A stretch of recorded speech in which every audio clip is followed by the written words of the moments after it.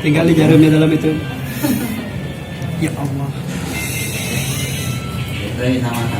Sesuai hasil dari peringatan HPN 19 Februari, Ketua PBI Pusat Bapak Atal mengajukan kepada pemerintah agar dilaksanakan vaksinasi kepada wartawan karena sebagai garda terdepan dalam penanganan COVID-19.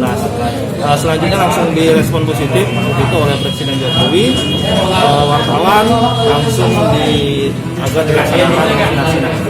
Dari hasil tersebut kemarin kita KRI Lubuk Linggau langsung koordinasi dengan Dinas Kesehatan Kota Lubuk Linggau. Responnya cepat. Nah, kemudian hari ini sesuai dengan hasil koordinasi dengan Dinas Lubuk Linggau, kami melaksanakan vaksinasi. Ada 24 wartawan yang terdata yang untuk mengikuti vaksinasi di Lubuk Linggau. Bapak sendiri setelah divaksin apa rasanya, Pak Wawan? Rasanya setelah divaksin tidak ada. Jadi rasanya sangat cepat, jadi tahu-tahu sudah selesai, saya enggak.